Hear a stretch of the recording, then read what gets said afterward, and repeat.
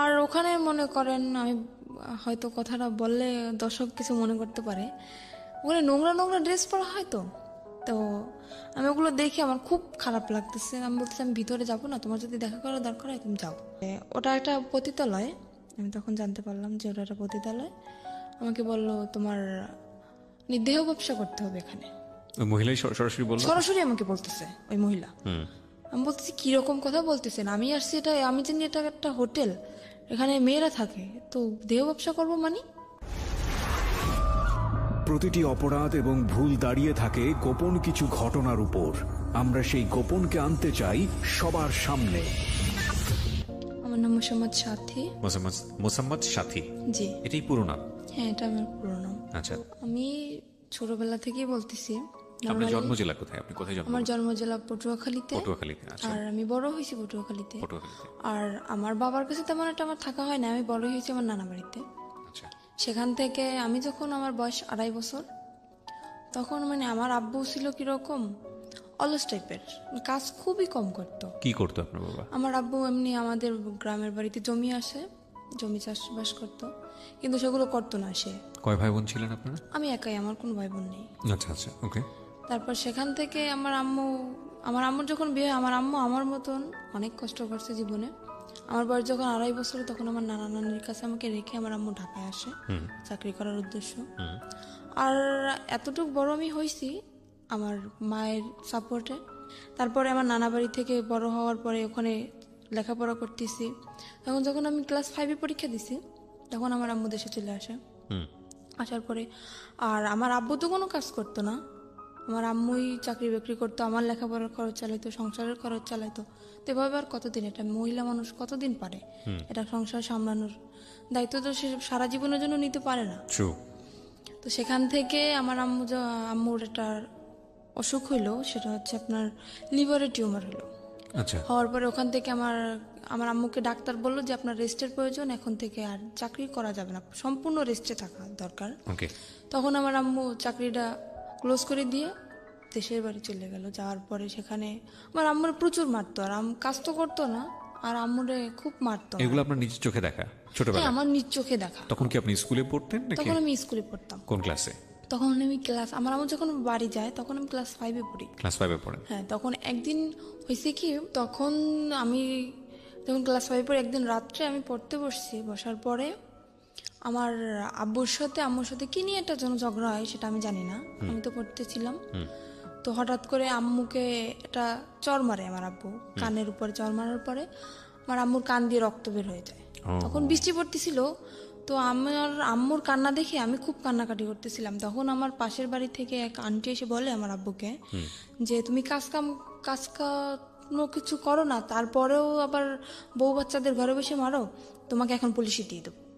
একথা বলার পরে আমার আব্বু ভয় পায় যায়, ওখান থেকে আমার আব্বু চলে যায়, আমার দাদা বাড়িতে চলে যায়। যাওয়ার পরে সেখান থেকে প্রায় 2-3 বছর কোনো খোঁজ খবর থাকে না। আম্মু অনেক অসুস্থ ছিল, বারবার কল করছে আমি অসুস্থ, তাও আমার আব্বু আসে না। তারপরে 3 বছর কাটে যায়, কাটার পরে আমার আম্মু তাকে ডিভোর্স দিয়ে দেয়। ডিভোর্স দেওয়ার পরে আমার আম্মু এখনো সেরকমই থাকার মানে ইচ্ছা ছিল, কিন্তু থাকতে পারে না শুধু আমার কারণে। ডিভোর্স হয়ে যাওয়ার পরে আমার তো লেখাপড়া কন্টিনিউ চলতেছে।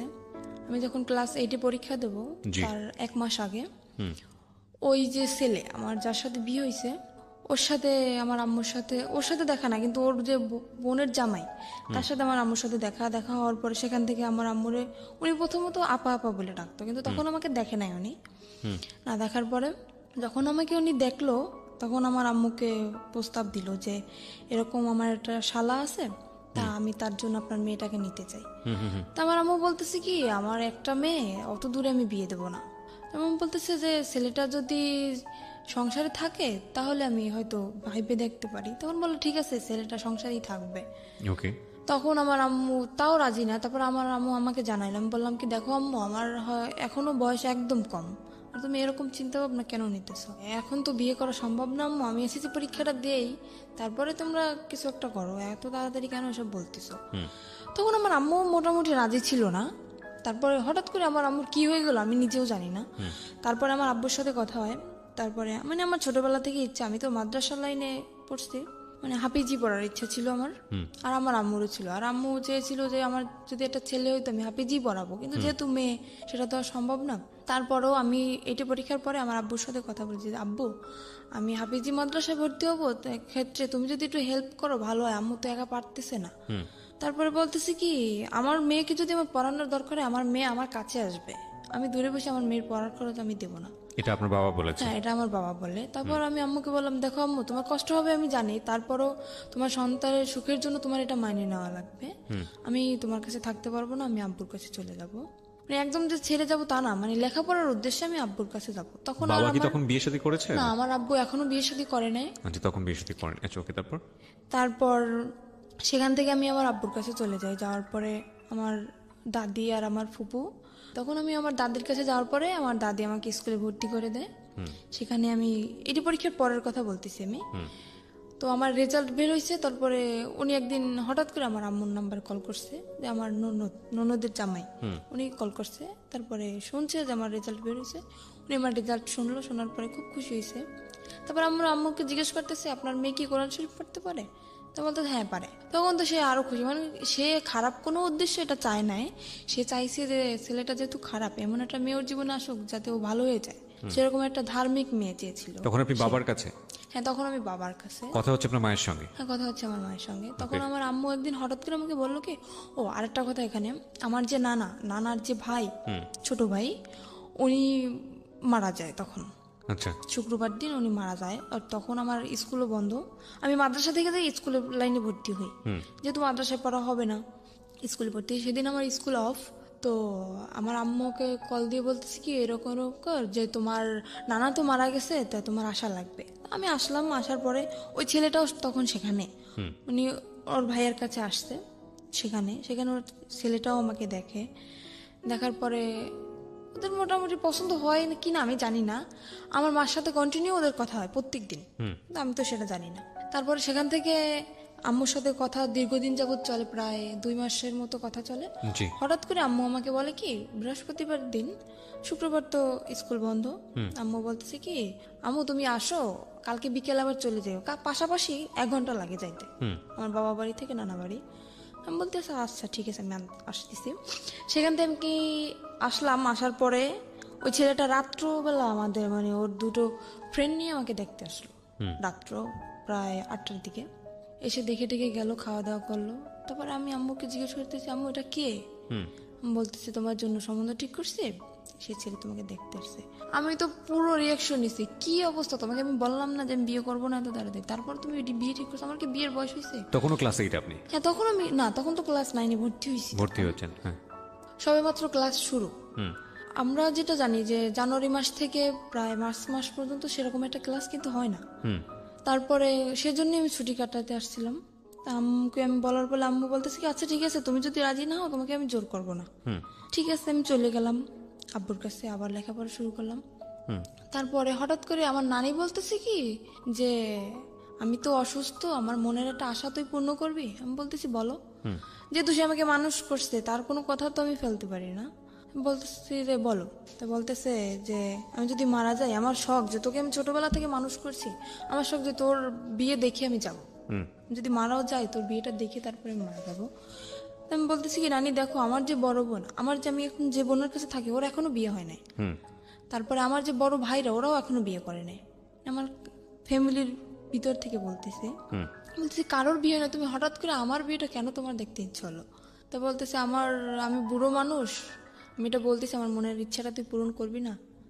আমি তো একদমই রাজি না, কারণ আমার ইচ্ছে ভাবনা ছিল অন্যরকম, যে আমি আমার আম্মু যত কষ্ট করেই হোক যদি আমার এসএসসি পরীক্ষাটা দেওয়া হয়ে যায় তারপরে আমি যে কোনো একটা ছোটোখাটো জব করব, নিজের পড়ার খরচ যাতে নিজে চালাইতে পারি, সেরকম একটা ইচ্ছা ছিল আমার। তো সেখান থেকে নানি তো আমাকে খুব জোরাজোরি করতেছে। এবার আমি বললাম কি আমার পক্ষে বিয়ে করা সম্ভব না, আমি রাগ করে চলে যাচ্ছি আমার বাবার বাড়ি। সেখান থেকে আমার রাস্তা থেকে আমার জোর করে নিয়ে আসা হয়, তারপরের দিন আমার বিয়ে, আমি জানি না। সেখান থেকে এখানে আপনার বাবার কোনো ভূমিকা ছিল না? না, এখানে আমার বাবার কোনো ভূমিকা ছিল না, আর আমার বাবাকে জানানোও হয়নি। জোর করে নিয়ে আসার পরে তারপরের দিনে ছেলেটা আমার ফোনে ছেলেটার সাথে কথা হয়। আমি ছেলেটাকে অনেকভাবে বুঝালাম, আমি বললাম দেখেন আমি একটা খারাপ মেয়ে, আমার একটা ছেলের সাথে মানে যাতে ও রাজি না হয়, সম্পর্কটা যাতে ভেঙে যায়। যাতে ভেঙে যায়, ছেলেটার সাথে আমি সরাসরি ফোনে কথা বলি। তো তারপরেও বলতেছে তুমি যাই হও না কেন আমি তোমাকে মেনে নেবো। আমি বলতেছি আমার একটা ছেলের সাথে সম্পর্ক আছে।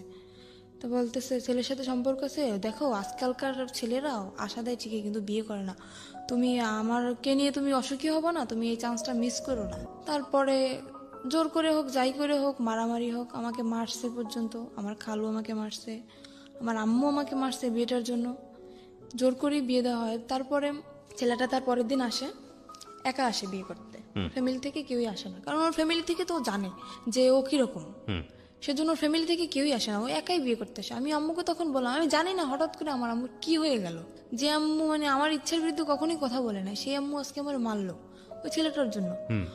তারপরে আমি বিয়েটা হওয়ার পরে বিয়ের 15 দিন হয়ে যায়, আমি তো মোটে মানে ওর কাছেই যাচ্ছি না, ওকে চোখে দেখতে পারতেছি না, ওর সাথে কথায় কথায় আমি ঝগড়া বাঁধাই দিচ্ছি। আমি তো রাজি না, যেহেতু আমার ওকে পছন্দ না, এমনি দেখতে সুন্দর ছিল ও। তারপরে সেখান থেকে বিয়ে হওয়ার পরে প্রায় মাসখানিক হয়ে যায়, তারপরে চিন্তা ভাবনা করলাম যাক যা হওয়ার হয়ে গেছে। আর ও আমাকে বলছিল তুমি যেহেতু লেখাপড়া করতে চাও তোমাকে আমি বিয়ে পরে লেখাপড়া তো করো। একজন ছেলের সঙ্গে বিয়েটা হলো কিভাবে বাসায়? একজন ছেলের সাথে দিয়ে দিল আমার ফ্যামিলি। মানে কাজী এসেছিল? হ্যাঁ কাজী, ওখানে আমাদের সে কোর্টে বিয়ে হয় নাই, বিয়েটা হয়েছিল আপনার মসজিদে বসে। আচ্ছা, কোর্টে বিয়ে হয় না, আমার যেহেতু গ্রাম অঞ্চল। হ্যাঁ। মসজিদে কে কে ছিল আপনার বিয়ের সময়? আমার বিয়ের সময় আমার নানা ছিল, তারপরে আমার একটা খালু ছিল, আর কি কি ছিল আমি জানি না, এই দুজন ছিল সেটা আমি জানি। তার মানে আপনার কাবিন টাবিন কিচ্ছু করা হয়নি? না, কাবিন হয়েছে আমার। ও ছেলের পক্ষে সাক্ষী কে ছিল? ছেলের পক্ষে সাক্ষী কেউ ছিল না, এমনি হয়তো মানে আমার নানার দিক থেকে হয়তো কেউ ছিল। প্রথম কথা হচ্ছে আপনার বয়সই তো হয়নি তখন। আমার তো বয়সই হয়নি, 14 তখন তো বছর কোর্টে বয়স। যাওয়া সম্ভব না। রাইট, 14-15 বছর বয়স আপনার। তখন তো কোর্টে যাওয়া সম্ভব না, কিন্তু আমার ওখান থেকে ওই ছেলেটা একটা চালাকি করছিল কি, কাবিন আপনার বয়স বাড়িয়ে দিয়েছিল? হ্যাঁ আমার বয়স বাড়িয়ে দিয়েছিল কি, আমার একটা ফলস একটা জন্ম নিবন্ধনের কার্ড তৈরি করে, সেটা আমার আম্মুর সাথে একসাথেই মিশে আমাদের পোস্ট অফিস থেকেই করা হয়। সেখানে মানে আমি যখন পড়ালেখা করতেছি তখন হয়তো এক ফাঁকে এসে আমার আম্মুর সাথে করে গেছে, সেটা আমি জানি না। তো সেটা এখন আমার কাছে আছে, সেটা এখন আমার বর্তমান বয়স 21 বছর দেওয়া। আচ্ছা, ওকে। তারপর সেখান থেকে তো বয়স বাড়ানো হয়, কাবিনও করা হয়। কাবিন করার পর তারপরে 1 মাস পরে চিন্তা করলাম যাক যা হওয়ার হয়ে গেছে, খামাখা ও ছেলেটা তো আর কোনো অপরাধ করে না, যেহেতু বিয়ে হয়ে গেছে আমি মেনে নিলাম। নেওয়ার পরে আমি বিয়ের 1 মাস পরে ওকে বললাম কি দেখো আমার ইচ্ছা না যে আমি বাবার বাড়ি থাকবো, তোমার যদি মনে করো শুধু থাকার মতো একটা ঘর থাকে আমার তাতেই চলবে, কিন্তু আমি বাবার বাড়ি থাকতে চাই না, তুমি আমাকে তোমার নিজের বাড়ি নিয়ে চলো। ও তো নিজের বাড়ি আমাকে নেবে না, একদমই না, কারণ আমি যদি সম্পূর্ণ সত্যিটা জেনে যাই তখন ওর সমস্যা না, আমাকে নেবে না। তখন আমি আমার শাশুড়ির সাথে কথা বললাম যে আম্মা দেখেন এরকম এরকম আমার তো এখানে থাকতে ভালো লাগে না, আর লোকজন কি মনে করবে, আমার বিয়ে হয়ে গেছে তারপর আমি বাবার বাড়ি থাকতেছি। তো বলতেছে আচ্ছা ঠিক আছে তুমি আসো। সেখান থেকে আমার আম্মু কি করলো, ওর কাছে টাকা নেই, ও তো কাজ করে না, বিয়ের 1 মাস হয়ে গেছে, 1 মাস যাবত আমাদের বাড়িতে কাজ কাম তো কিছু করে না। আমার আম্মু করতেও বলে না, যেহেতু নতুন জামাই তাকে তো আর কাজ করতে বলা যায় না। আমার আম্মু কি করলো, আমার নানার কাছ থেকে 20,000 টাকা নিয়ে আসলো। আসার পরে আমাকে দিল, দেওয়ার পরে বললো আচ্ছা ঠিক আছে তোরা এটা নিয়ে যা, যেহেতু কিছু দিতে পারি নাই। বিয়ের 1 মাস পরে চলে গেলাম শ্বশুর বাড়ি। যাওয়ার পরে কিসি বাড়ি আমি যাওয়ার পরে আমি তখনই আমার মনে একটু সন্দেহ হয়েছে, আমাকে একদমই বাইরে বেরোতে দিত না। শ্বশুর বাড়িতে গিয়ে আপনি কি পেলেন, মানে শ্বশুর শাশুড়ি কাউকে পেলেন? না আমার শ্বশুর নেই, আমার শ্বশুর মারা গেছে আজকে 26 বছর। আচ্ছা, তো শাশুড়িকে পেলেন তো নিশ্চয়ই? হ্যাঁ শাশুড়ি আছে আর আমার একটা ননদ আছে। তারপর ননদটা বিয়ে দেওয়া, তো আমার শাশুড়ি একাই থাকে বাড়িতে।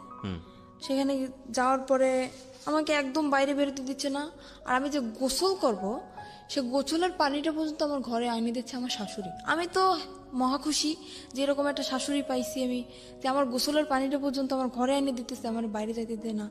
দেখ আমি ভাবছি হয়তো আমি 5 ওয়াক্ত নামাজ পড়ি, হয়তো সেই কারণে আমার শাশুড়ি চায় না যে পরপুরুষ আমাকে দেখো, এর জন্য পানিটা এনে দেয়, কিন্তু তাদের মনের ভিতর তো অন্য কিছু। Something beyond entertainment, welcome. সেটা আমরা সামনের দিকে যাই। তারপরে সেখান থেকে 3 মাস পার হয়ে যায়, যাওয়ার পর আমার একটা চাচা শ্বশুর ছিল, সে সবার ছোট ছিল, সে আমাকে খুব আদর করতো। মানে নিজের বাবার কাছ থেকে আমি যতটুকু আদর না পাইছি তার কাছ থেকে ততটুকু আদর মনে হয় আমি পাইছি।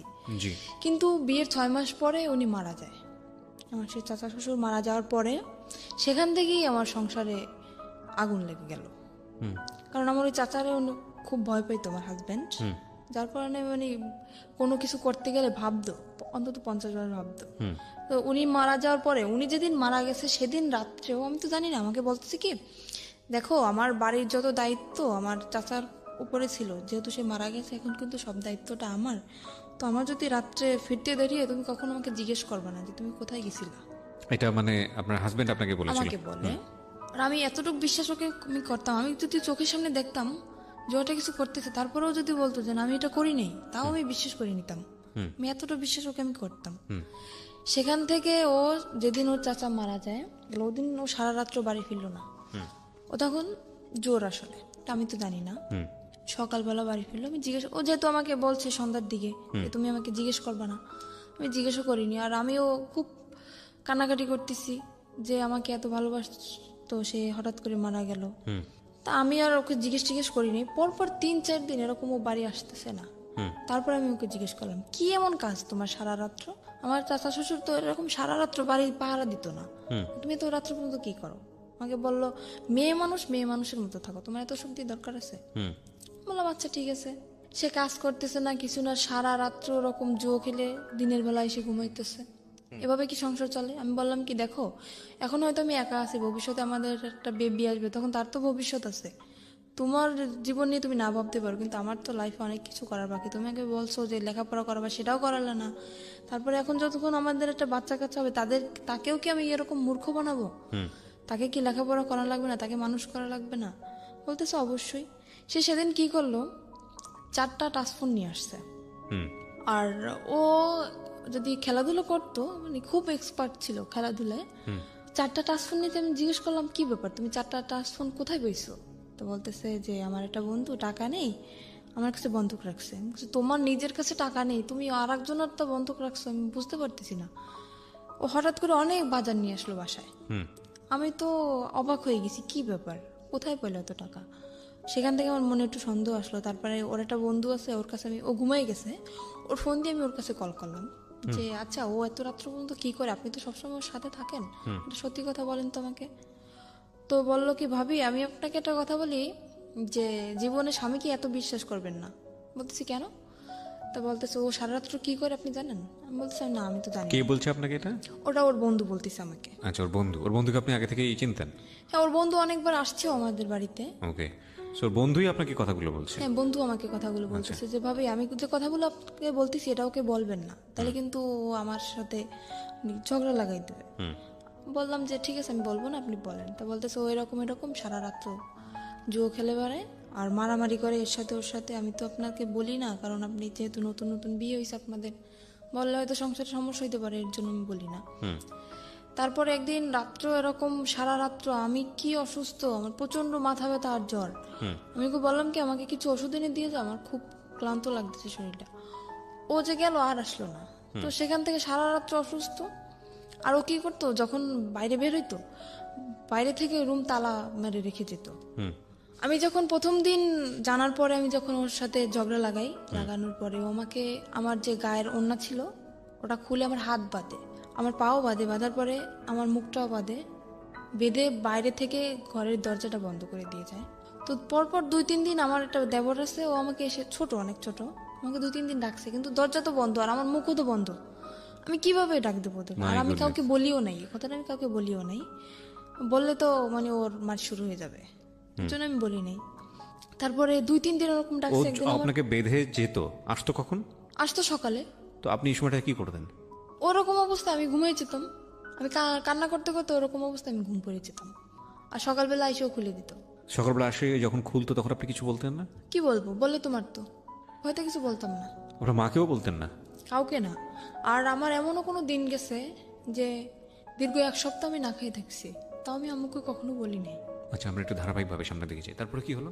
তারপরে সেখান থেকে হাত পা ভাবে বেঁধে রেখে যেত। একবার আমার দেবর জিজ্ঞেস করতেছে যে ভাবি তোমাকে রাত্রে যখন আমি ডাকি, মানে ওরা প্রায় যদি কিছু রান্না করতো আমাকে দিয়ে যেত, তোমাকে ডাকি তুমি সারা দাও না কেন? আমি বলি কি আমি ঘুমিয়ে গেছি। তারপর ও একদিন টের পাইছে আমি কান্নাকাটি করতেছি, সেদিন আমাকে ও করে না, ওরভাবে বেঁধে রেখে যায় না, এমনি মারছিল। মারার পর বাড়ি থেকে তালা মারা ঠিকই ছিল। তারপরে আমার দেবরের কাছে একটা চাবি ছিল, ও ওর এই চাবিটা আবার আমাদের তালা খুলতো, তালাটা খোলার পরে ও আমাকে নিয়ে ওর আব্বুর কাছে যায়। তখন ওর আব্বু মারা যায় না, ওর আব্বুর কাছে যায়।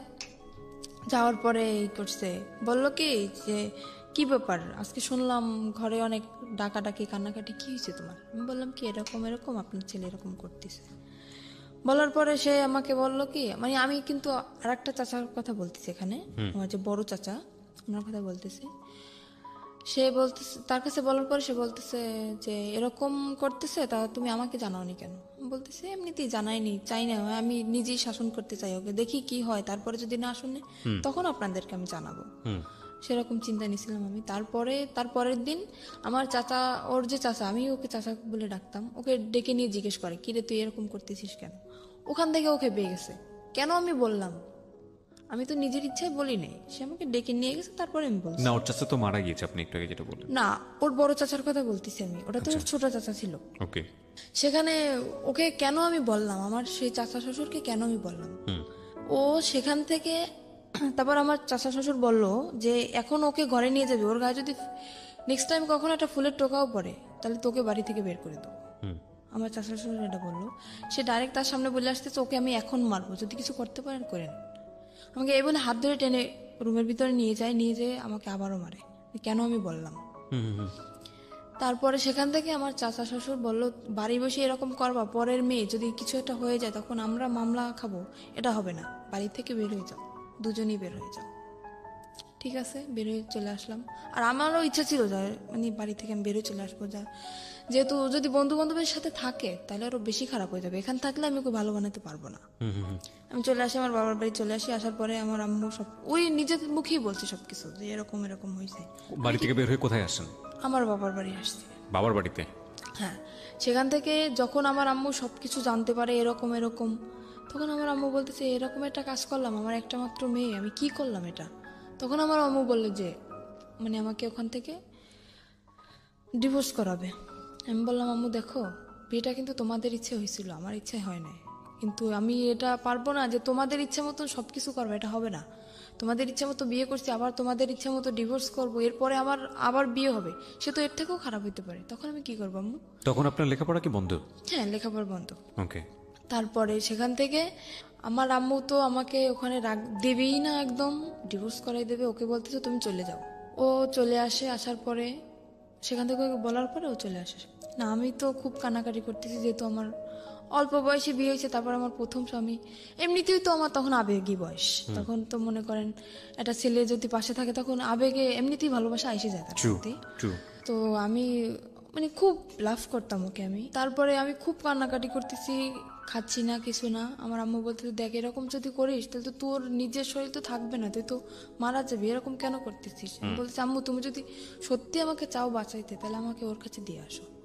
বলতেছি এটা আমি কখনোই পারবো না, আমি একবার তোমার জীবন নষ্ট করছি, কিন্তু দ্বিতীয়বার আবার আমি তোমার জীবনটা নষ্ট করতে পারবো না। সেখান থেকে আমি কি করলাম, আমার আম্মুর ইসের জন্য, ডাক্তার দেখানোর জন্য আমার আম্মু কিছু টাকা নিয়ে আসে আমার নানার কাছ থেকে। আমি সেই টাকাটা মানে নর্মালি যেটা বলি চুরি বলতে পারি, চুরি করে আমি আমার কাছে নিয়ে আসি। আসার পরে রাত্র 8টার সময় আমি বাসা থেকে বের হয়ে যাই, বের হয়ে আমি পালাই ওর কাছে চলে আসি। ও কোথায় ছিল তখন? ও তখন ঢাকায় ছিল। ঢাকায় ও কি করছিল? ও ঢাকায় কিছু করতেছিল না, ঢাকায় ওটা মামা আছে। মানে ও চাচ্ছিল আপনি পালিয়ে চলে আসেন ওখান থেকে? হ্যাঁ, ও চাচ্ছিল সেটাই। আর ওর সাথে আমার কথা হইতো, রেগুলারলি কথা হইতো। যখন সবাই ঘুমিয়ে যেত তখন আমি রাত্রেবেলা ওকে ফোন করতাম, ওর সাথে আমার কথা হইতো। তো ওর সাথে আপনার বয়সের ডিফারেন্স কত ছিল? ওর সাথে আমার সাথে যখন ওর বিয়ে হয়েছিল তখন ওর বয়স ছিল 21 বছর। ও তো পিচ্ছি, ও তো কিছু বোঝে না। আর ওর যখন প্রথম ম্যারেজ হয় তখন ওর বয়স ছিল আপনার 17 বছর। মানে ও এর আগেও বিয়ে করেছে? হ্যাঁ, আর আমি বললাম না এর আগেও বিয়ে করছিল। এগুলো আপনি আরো পরে যে জানতে পেরেছেন? পরে যে না, ওটা আমি বিয়ের ওই যে 6 মাস পরেই আমি জানতে পারছি। এটা আপনার ফ্যামিলি জানে যখন আপনাকে আলাদা করে রেখেছে? না, তখনও জানেন আপনার? তখন আমি বলি না, আমি বললে তো জানতো। ও আচ্ছা, বলেন নাই, আপনি লুকিয়ে গেছেন? আমি লুকিয়ে গেছি। দ্য থিং ইজ দ্যাট ওর মনের মধ্যে একটা ইমোশন জেগেছে, যেটা ও একটু আগে বলছিল যে আমার জীবনের প্রথম কারোর প্রতি ভালো লাগা। তো সামহাও ও চেয়েছে নিজের জায়গাটা থেকে যে এই ভালো লাগা, যেহেতু ওকে ভালোবেসে ফেলেছি, সুতরাং ওকে যে কোনোভাবেই হোক নিজের জায়গাটায় আপন করে রাখা, সেভ করা অন্য জায়গাটা থেকে। না, ও কখনোই, ওর মনের ভিতরে কখনোই আমার জন্য ভালোবাসা ছিল না, শুধু সেটা তো আমি অভিনয় ছিল। সেটা তো ওর আচরণ থেকে বুঝতে পারছি। আমরা ভবিষ্যতে কি হয়েছে সেটা ধারাবাহিকভাবে তো সামনে তখন দেখে যাই। ও আমার সাথে এরকম চলছে যে আমি বুঝছি যে এরকম একটা ছেলে আমার লাইফে আমি পাবো না, যে এতটা ভালোবাসে আমাকে। আচ্ছা, আমি শুধুমাত্র ওর এইসব যে অপকর্ম, এইসব দিকটা আমি কখনোই ভাবি নাই। আমি ভাবছি শুধু ওর ভালোবাসাটা, আর কিছুই না। আমি ঢাকা চলে আসলাম, আসার পরে ওর একটা মামা আছে ওখানে, উনি একটা চাকরি ঠিক করে আমার জন্য আর ওর জন্য। কিন্তু আমার বয়স অল্প, সেখানে আমাকে চাকরিতে অ্যাকসেপ্ট করে না। ও একটা চাকরি করার পরে আমিও কিছুদিন পরে একটা চাকরি নিই। তারপর ও 1 মাস চাকরি করার পরে ও চাকরি করা বন্ধ করে দিল বাসায়। তারপর আমি তো চাকরি নিলাম। ও যে 1 মাসের বেতনটা পাইছে, পাওয়ার পরে সে টাকাটা নিয়ে ও বাড়ি চলে গেছে, আমাকে ওখানে একা রেখে। কোথায় ছিলেন আপনি তখন ঢাকাতে? আমি তখন ঢাকা নারায়ণগঞ্জে ছিলাম। নারায়ণগঞ্জে ছিলেন। নারায়ণগঞ্জে আপনাকে নিয়ে বাসা ভাড়া নিয়েছিল সে? হ্যাঁ, বাসা ভাড়া নিয়েছিল। আর আমি যেহেতু জীবন গল্প বলতেছি, সবকিছুই বলি, তখন আমি একটা গার্মেন্টসে চাকরি করি। জি। সেখানে গার্মেন্টসে আমি প্রথম মাসের বেতন তখনও পাইনি, আমার চাকরির বয়স কেবল 15 দিন। সেখান থেকে ও তো 1 মাস হয়ে গেছে চাকরির বয়স, আর বাসা ভাড়াও তো দেওয়া হয় নাই, আর টুকিটাকি কিছু ধারও হয়েছে, প্রায় 10,000 টাকার মতো ধার। ও বেতনটা পায়ে বাড়ি চলে গেছে না বলে, ফোনটাও অফ, আর আমার ফোনটাও নিয়ে গেছে। এবার আমি কি করব, সেখানে বেতন পাই নাই, ও বেতন পেয়ে চলে গেছে, বাসা ভাড়া 1 মাসের, টুকিটাকি দেনা, ইচ্ছা ছিল দুজনেই বেতন পাবো, বেতন পেয়ে সব দেনা ধারগুলো শোধ করে দেবো। তখন আমার তো আমি কি করব ভাবতে পারতেছি না। তখন আমি আম্মুর কাছে কল করলাম যে আম্মু, তোমার জামাই অনেক অসুস্থ, টাকা নেই, তুমি কিছু টাকা পাঠাও। আম্মুর কাছ থেকে 10,000 টাকা নিলাম, আর না মানে আম্মু নিজেই আসলো ঢাকায়, এসে দেখতেছি যে নেই। তখন আম্মু বললো কি যে তুই এত মিথ্যা কথা কেন বলতেছিস আমার সাথে? আমি কোনোদিন মিথ্যা কথা বলি নাই, সেই মানুষ, আমি ওর জন্য অনেক মিথ্যা বলছি আমার ফ্যামিলিতে, অনেক। আম্মু এসে দেখার পরে বলতেছে কি, তুই এরকম একটা মিথ্যা কথা আমার সাথে বলতে পারলি, যে ও করলো এটা তুই বললি আরেকটা। তখন আমার আম্মু ওখান থেকে সবার ধার শোধ করে আমাকে ওখান থেকে নিয়ে আসে। নিয়ে আসার পরে বাড়ি আমাকে আটকায় দেয়, একদম ফুল আটকায় দেয়। আমার পাশে মনে করেন বডিগার্ড হিসেবে প্রত্যেক সময় 3-4 জন লোক আসে, কেউ না কেউ আসে আমার পাশে, আমাকে বডিগার্ড হিসেবে পাহারা দিচ্ছে তারা। তখন আমি কিভাবে যাব? আমার তো কি কষ্ট হচ্ছে সেটা তো আমি বুঝতেছি, যে আমার বুকের ভিতরটা কিরকম ফিল হচ্ছে। তো সেখান থেকে আমাকে আটকানো তো হইলই, প্লাস আমাকে জোর করে ডিভোর্স করানো হবে। কাজী আমার বাসায় চলে আসছে। ওকে। আমি বললাম কি, আপনি কি মামলা খাইতে চান? আমি কাজীকে বললাম, আপনি কি মামলা খাইতে চান? বলতেছে কেন? বলছে আমি ডিভোর্স করবো না, আপনি জোর করে ডিভোর্স করেছেন, আমি কিন্তু আপনার নামে মামলা করে দেবো। তো কাজী ভয় পেয়ে গেছে, কাজী বলতেছে আমি ডিভোর্স করাতে পারবো না। কাজী চলে গেল। যাওয়ার পর সেখান থেকে আমি আবারও পালায় চলে গেলাম। আমি পালালাম কখন? তখন ফজরের আজান দিছে। ফজরের আজানের সময় আমি বাসা থেকে বের হয়ে গেছি। আমি নামাজ পড়ার দিয়ে আমি উজু করতে বের হয়েছি, সেখান থেকে আমি বের হয়ে গেছি। বের হয়ে আমার শহরে যাইতে আপনার প্রায় 1 ঘন্টা সময় লাগে, গ্রামের দিকে তো বাড়ি। সেখান থেকে আমি গাড়ি থেকে নেমে ওকে কল করলাম যে আমার কাছে টাকা নেই, তুমি টাকা পাঠাও, আমি আসবো। তো বলতেছে আমার পক্ষে টাকা পাঠানো সম্ভব না।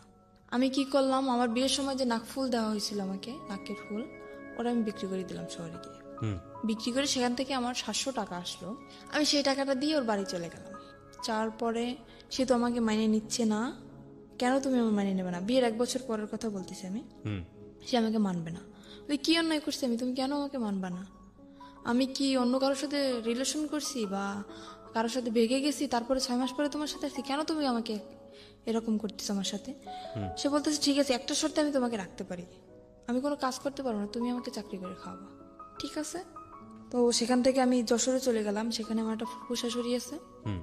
যশোরে কি সামথিং বিয়ন্ড এন্টারটেইনমেন্ট। ওয়েলকাম। ওকে সাথে নিয়ে গেলেন?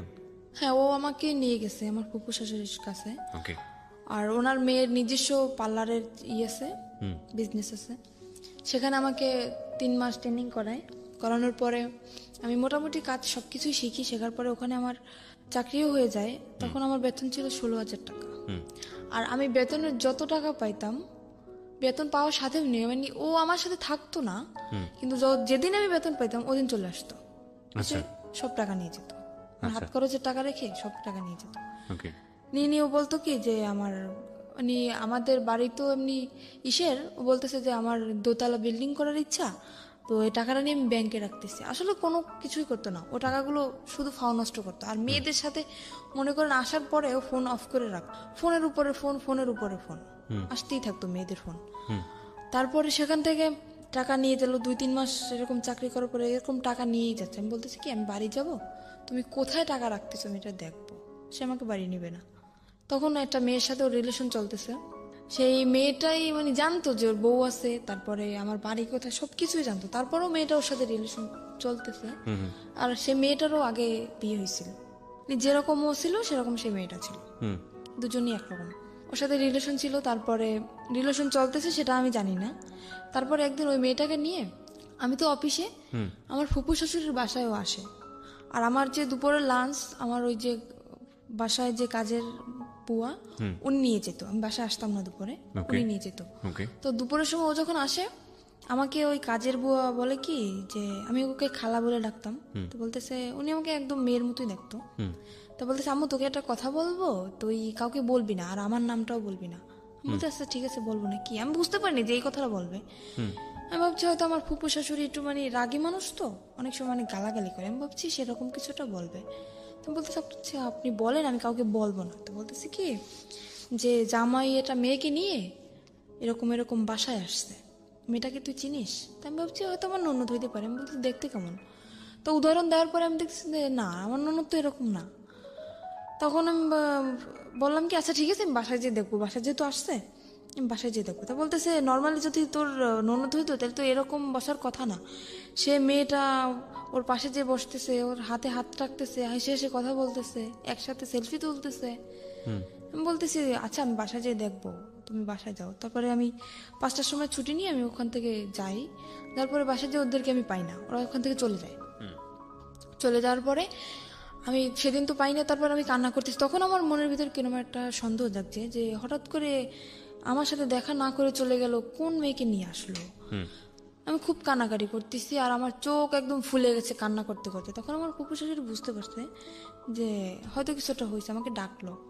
ডাকার পর উনি আমাকে পারুল বলে ডাকতো, কারণ ওনার একটা মেয়ে ছিল, ওনার মেয়েটা রোড অ্যাক্সিডেন্টে মারা যায়, সেজন্য আমাকে নিজের মেয়েই মনে করতো। তো ওনার মেয়েটার নাম ছিল পারুল, আমাকে পারুল বলে ডাকতো উনি। তো বলছে পারুল তোর কি হয়েছে? আমি বলছি কিছুই হয় নাই।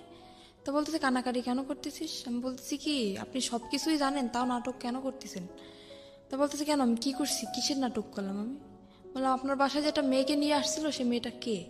আমার ফুপু সব কিছু জানে, আর ওই যে জিনিসটা ওটাই আমার ফুপু শাশুড়ির হাত ছিল। তারপরে প্রথমত বুঝতে পারিনি, তারপরে মানে নিজের ভিতর থেকে চিন্তা ভাবনা করে দেখলাম যে সে যেহেতু জানবে না তাহলে এরকম একটা কাণ্ড কিভাবে ঘটলো, তার বাসায় মেয়েটাকে নিয়ে আসলো। ওর ইচ্ছা ছিল যে আমাকে প্রথমত ওর দেওয়ার ইচ্ছা ছিল না, ওখানে যেখানে আমাকে বিক্রি করা হয়েছে দেওয়ার ইচ্ছা ছিল না। ওর ইচ্ছা ছিল যে মানে ওই মেয়েটাকে ও দেবে ওখানে। তো ওই মেয়েটা রাজি হয় না, মেয়েটা বললো কি ওকে একটা শর্ত দিল যে আমি যাইতে পারি ওই জায়গায়, তুমি যদি আমাকে বিয়ে করো তাহলে আমি যাবো। তারপরে সেখানে ওই মেয়েটাকে নকল রেজিস্ট্রি করে ও বিয়ে করে। এবার সেখান থেকে ওই মেয়েটাকে নকল রেজিস্ট্রি করে বিয়ে করে। বিয়ে করার পরে আমি যখন জানতে পারি ওর সাথে বিয়ে হয়ে গেছে, তখন আমি ওখান থেকে বাড়ি চলে যাই। বাড়ি চলে যাওয়ার পরে দেখতেছি ওরা দুজনই বাড়ি। জিজ্ঞেস করলাম কি ব্যাপারে, মেয়েটা কে? আমাকে সেখান থেকে বাড়ি একদম ঢুকতেই দিল না, মানে রুমের ভিতরে ঢুকতেই দিল না। মেয়েটা তো রুমের ভিতরে, ও তো জানে যে বউ আছে। বাড়ি মানে আপনার শ্বশুর বাড়ি? হ্যাঁ আমার শ্বশুর বাড়ি। ও তো কোনো অ্যাকশন নিচ্ছে না, কিন্তু আমি তো পুরা একদম মনে করেন একটা মেয়ের কখনোই চাইবে না যে তার স্বামীর লাইফে অন্যটা মেয়ে আসুক। আমি তো অনেক রাগারাগি করতেছি, চিল্লাপাল্লা করতেছি। ও সেখান থেকে আমাকে নিয়ে গেল একটা হোটেলে। তারপরে সে হোটেলটা আমার একটা আত্মীয়র, সেই হোটেলে নিয়ে যেয়ে আমাকে বললো দেখো এরকম এরকম একটা মেয়েকে ওকে আমি বিয়ে করিনি, ওর সাথে আমার নকল রেজিস্ট্রি, ওর সাথে আমার ঘর সংসার করার ইচ্ছা না, ওকে আমি ছেড়ে দেবো। বলি কেন তুমি এরকম করলা? তুমি তো আমার সাথে এরকম করতে পারবা, কেন করলো? মেয়েটা জীবনটা কেন তুমি নষ্ট করলা? তা বলতেছে ওর বাবা মার অনেক টাকা পয়সা আছে, তো মানে আমাকে লোভ দেখাচ্ছে, ও টাকার লোভ দেখাচ্ছে। ওর বাবা মার অনেক টাকা পয়সা আছে, কিছু টাকা পয়সা নিয়ে আমি ওকে ছেড়ে দেবো। আমি বলতেছি এটা কখনোই হবে না। আমি একটা যেরকম আমার মনে যেরকম কষ্ট হয় আমার স্বামীর জীবনে অন্য কেউ আসলে ঠিক ওরও সেরকম কষ্ট, আমি এটা মানবো না। তারপরে সেখানে ওই মেয়ের যে নানি, ওই মেয়েটার নানি কল করছে ফোনে। আমি ফোনটা রিসিভ করি। আমি বললাম কি মেয়ে যে বিয়ে দিছেন জানেন যে ছেলে কি করে? বলতেছে হ্যাঁ জানি। ছেলে কি করে? বলতেছে ছেলে তো রোলার মেশিন চালায়। বলতেছি সম্পূর্ণ ভুল, ও কোনো কাজ করে না। বলতেছে তুমি কে বলতেছো? আমি বলতেছি আমি ওর বউ। বউ মানি? কিন্তু বউ মানে আপনি জানেন না যে ওর আগে আরো একটা বউ আছে? তো বলতেছে না তো, ও তো বলছে যে আমি আগে বিয়ে করছিলাম তার সাথে ডিভোর্স হয়ে গেছে। যে ডিভোর্স হয়ে গেছে তাহলে ও আমার সাথে কেন এখন? তারপরে বললো কি আচ্ছা এই করছে, আমরা থানায় মামলা করব, তুমি থানায় আসো। আমি বলতেছি মামলা করার দরকার হলে আপনারা করেন, ভুল আপনারা করছেন, মামলাটা আপনারাই করবেন, আমি করব না। আপনারা কি করবেন আপনারা নিজেরা ডিসিশন নেন, এর ব্যাপারে আমি কিছু বলবো না আপনাদের। তো ওরা, আমি তো সেখান থেকে, আমাকে বললো কি তুমি যেখানে আছো সেখানে যাও, ও মেয়েটাকে আমি কিছুদিনের ভিতরে ছেড়ে দিয়ে আমি তোমার কাছে আসতেছি। আপনি তখন যশোরে? আমি তখন যশোরে না, তখন আমাকে খুলনা একটা হোটেলে নিয়ে যায়, খুলনায়। যশোর খুলনা তো পাশাপাশি জেলা। কত এই কথাগুলো হচ্ছে কোথায়? খুলনায় বসে? হ্যাঁ, খুলনায় বসে একটা হোটেলের ভিতরে হচ্ছে। তো আপনাকে যেতে বলছে কোথায়? যেতে বলছে আমার যেখানে চাকরি করি ওখানে আমাকে যেতে সেটা তো বলছে। যশোরে? হ্যাঁ, যশোরে। ওকে। ওখান থেকে আমি যশোরে চলে যাই, চলে যাওয়ার পরে মানে যেটা বললাম আমি বিশ্বাস করলাম আবারও। ওখান থেকে যশোরে চলে যাই, যাওয়ার পরে ও মেয়েটাকে নিয়ে আবার ওই বাসায় আসে। ওই বাসা বলতে? আমার ওই যে ফুপুর বাসায় আবার আসে। আপনার আপন ফুপু? না, ফুপু শাশুড়ি। ফুপুর শাশুড়ি, ওকে। ওনার বাসায় আবারও আসে। আসার পরে আমি সেদিন যখন আমি খবর পাই, ওই খালা আমাকে কল করে, যখনই আমি খবর পাই আমি সাথে সাথে অফিস থেকে বেরোয় চলে আসি। আমি আমার ম্যাডামকেও বলি না যে আমি যাচ্ছি, সেখান থেকে আমি সাথে সাথে বেরিয়ে চলে আসি। আসার পরে ও আমার আসার আধা ঘন্টা আগে বের হয়ে গেছে। যাওয়ার পরে আমি কল করছি ওকে, কি ব্যাপার তুমি নাকি আজকে আসছিলে, তুমি চলে গেছো কেন? তো বলতেছে আমি কালকে আসবো। তো পরের দিন আসলো, আসার পরে রাত্রবেলা আমি ওর সাথে কথা বলতেছি না, কিছু না, ঝগড়া লাগাই দিতেছি। তো তখন ও রাগ করে চলে যাবে, থাকবে না। বলতেছে তোমার এই মেজাজ দেখার জন্য আমি আসিনি। এখানে আমার তো রাগ করাটা স্বাভাবিক, যেখানে আমার স্বামীর সাথে আমার থাকার কথা, আমি চাকরি করতেছি এক জায়গায়, আমার স্বামী আর এক জায়গায় থাকতেছে, তার সাথে অন্য একটা মেয়ে, বুঝতেছি না মানে আমার অ্যাকশন নেওয়ার কথা, সে জায়গায় উল্টো আমার সাথে রাগ দেখাইতেছে। আমি এখানে থাকবো না, আমি চলে যাবো। বলছি যাও, আমি রাগের মাথায় বলতেছি তুমি যাও। তো আমার ফুপু শাশুড়ি তাকে ধরে রাখার পরে রাত্রবেলা ওর সাথে আমার কথা চলতেছে যে কেন তুমি এরকম আমার সাথে করলা, এরকম মেয়েটাকে নিয়ে তুমি ঠিকই সংসার করছো, তুমি যেহেতু তাকে রাখবা না তাহলে তাকে তুমি বাড়ি নিয়ে গেলা কেন? আমার বাড়ি জায়গা হচ্ছে না, আর তুমি তারে নিয়ে বাড়ি রাখতেছো, কিভাবে রাখতেছো? তো তখনও করলো কি, ওর মা ফোন দিল, ওই মেয়েটার মা ফোন দিল। ফোন দেওয়ার পরে আমি ফোনটা যে রিসিভ করতে গেছি, ফোনটা আমাকে দিচ্ছে না। আমি জোর করে হাত থেকে ওর ফোনটা নিয়ে গেছি, নেওয়ার পরে আমাকে মার শুরু করে দিচ্ছে। মারার পরে ও আমার মাথায় মারে একটা দিয়ে, আপনার ওই যে স্ট্রে থাকে না, সিগারেট খাওয়ার পরে যেটা ফালানো হয়, হ্যাঁ স্ট্রে, ওটা দিয়ে আমার মাথার মধ্যে মারার পরে আমি ওখানে অজ্ঞান হয়ে পড়ে যাই। তারপরে আমার মাথা দিয়ে প্রায় রক্ত বের হয়ে যায়, মানে অল্প কিছু ফেটে যায়, আমি ওখানে সেন্সার হয়ে যাই। প্রায় ঘন্টাখানিক পরে আমার সেন্স আসার পর দেখতেছি ওই মেয়েটার সাথে কথা বলতেছে ফোনে। তখনও কথা বলতেছে যে আমার ওয়াইফ এদিকে অজ্ঞান, সেদিকে ওর কোনো খেয়াল নেই, ও সে মেয়েটার সাথে কথা বলতেছে। আমি তখন ওকে দরজা খুলে দিলাম, দারোয়ানকে ডাকলাম, ডাকার পরে আমি বললাম তুমি এখন বের হয়ে যাও। তখন রাত্র 3টা। সেখান থেকে বের হয়ে গেল, যাওয়ার পরে 4-5 দিন পরে আবার আসলো। আসার পরে আমাকে বলতেছে কি যে, আমাকে শারমিন বলে ডাকে, শারমিন আমি যা করছি আসলে আমার আসলে অন্যায় হয়েছে। তো ও ওখান থেকে মানে ওই মেয়েটা যাবে না, আমাকে বললো কি তোমাকে নিয়ে আমি এক জায়গায় বেড়াতে যাব। আমি ওকে আবারও কিন্তু ক্ষমা করে দিলাম, এত অন্যায় করার পরেও। মানে আপনি মেনে নিলেন যে ওই বউ থাকা অবস্থায় আপনি থাকবেন না? তাহলে অবশ্যই মেয়েটা নেই। মেয়েটা কোথায় গেছে? চলে গেছে। ও মেয়েটা চলে গেছে? তারপরে হ্যাঁ, ও বলছে যে মেয়েটা চলে গেছে, আসলে যায় না, মেয়েটা ওর বাড়িতে। ওকে। তারপরে আমাকে বলো তোমাকে নিয়ে আমি এক জায়গায় বেড়াতে যাব। বলছে আচ্ছা ঠিক আছে চলো। তো বলতেছে কালকে তুমি ছুটি নেবা। বলছে আচ্ছা। তারপরে আমি আমার ফুপু শাশুড়ির কাছ থেকে কিছু টাকা নিলাম, নেওয়ার পরে ও আমাকে নিয়ে, মানে আমার লাইফে ফার্স্ট আমি ওই জায়গাটা যখন দেখি, আমাকে একটা জায়গায় নিয়ে যায়, সেখানে সব মেয়েরা, সেখান থেকে আমি দেখার পরে আমি বলতেছি কি ব্যাপার, তুমি আমাকে কোথায় নিয়ে আসছো? তা বলতেছে কি এটা একটা হোটেল মেয়েদের, এখানে শুধু মেয়েরাই থাকে, এখানে কোনো ছেলেরা থাকে না। আমি বলতেছি ছেলেরা থাকে না তো তুমি ঢুকলা কিভাবে এখানে? তা বলতেছে তুমি বুঝবো না, এখানে একটা মেয়ের সাথে আমার সাথে এটা কথা হয়েছে, একটা মেয়ের সাথে আমার সাথে বন্ধুত্ব, ওর সাথে আমি দেখা করতে আসছি এখানে। বলতে দেখা করতে আসছো তো আমাকে নিয়ে আসছো কেন? তা বলতেছে তুমি চলো, তোমাকে দেখতে চাইছে। বলতে আচ্ছা ঠিক আছে চলো। আর ওখানে মনে করেন, আমি হয়তো কথাটা বললে দর্শক কিছু মনে করতে পারে, ওখানে নোংরা নোংরা ড্রেস পরা হয়, তো আমি ওগুলো দেখে আমার খুব খারাপ লাগতেছে। আমি বলতেছি আমি ভিতরে যাবো না, তোমার যদি দেখা করার দরকার হয় তুমি যাও, আমি এখানে নিচে দাঁড়াইতেছি, তুমি যেই দেখা করে চলে আসো। তো বলতেছে না তোমার যাওয়াই লাগবে। আমাকে নিয়ে দোতলায় গেল, ওরা দোতলা সিস্টেম, দোতলায় গেল, যাওয়ার পর একটা রুমের ভিতরে ঢুকানো হলো। ও রুমটা ভিতর থেকে বন্ধ করে দিল। কে বন্ধ করলো? আমার হাজবেন্ড ভিতর থেকে বন্ধ করে দিল, আমার সাথেই ও ভিতর থেকে বন্ধ করে দিল। সেখানে ও কিছুক্ষণ কথাবার্তা আমার সাথে বলার পরে ও বলতেছে তুমি এখানে বসো, ও তো আবার সিগারেট খায়, তো বলতেছে তুমি এখানে বসো, আমি একটু সিগারেট খেয়ে আসি, নিচের থেকে নিয়ে আসি, এটা বলতে চলে গেল। ঘন্টার পর আমার ফোনটা নিয়ে গেছে যাতে আমি কারোর সাথে যোগাযোগ করতে না পারি। ঘন্টার পর ঘন্টা কাটে গেল, তার কোনো খবর নাই, কি ব্যাপার। তারপর আমি ওখানে একটা খাট ছিল, শুধু খাটই ছিল, রুমের ভিতর শুধু খাট, আর কিছু ছিল না তখন। তারপর আমি ওখানে ঘুমিয়ে যাই। ঘুমানোর পরে তখন আমি রাত্রে খাইও না, আর রাত্রে আমার রুমে কেউ আসেও না ওখানে। তারপর সকাল হয়ে যায়, সকাল হওয়ার পর আমি বুঝতে পারিনি যে সকাল হয়েছে। আমি ঘুমাই যাওয়ার পরে এবার সকালবেলা একটা মেয়ে আসলো, আমার জন্য নাস্তা নিয়ে আসছে।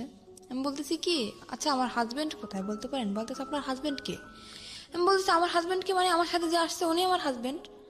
তো বলতেছে তা তো জানি না, আপনি ম্যাডামের কাছে জিজ্ঞেস করে নেন। তারপরে আমি সকালে নাস্তা করলাম। আমি বলতেছি কি ব্যাপার কিন্তু আমাকে আপনার হাজবেন্ডের কাছে ফোন ছিল না?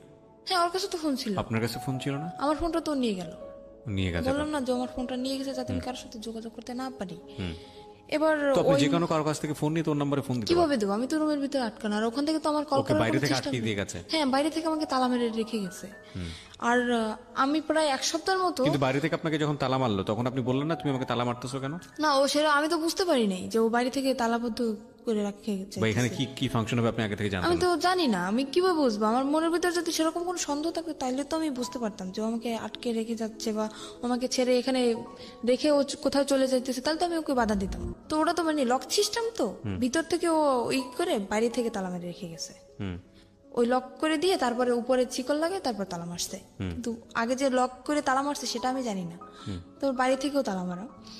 তো আমি নাস্তা করার পরে তার 2-3 ঘন্টা পরে একটা মহিলা আসলো, এসে আমাকে বলতেছে, আমার নাম জিজ্ঞেস করলো। তারপরে আমি বলতেছি কি, আমি তাকেও জিজ্ঞেস করতেছি, আমি তো পাগল হয়ে গেছি পুরো, কি ব্যাপার কোথায় গেল? বলতেছে আচ্ছা আমার হাজবেন্ড কোথায়? তা বলতেছে হাজবেন্ডকে কি বাঁচাইতে চাও? আমি বলছি কেন? বলতেছে তোমার হাজবেন্ড আমার কাছে আছে। আপনার কাছে আছে তো ভালো কথা।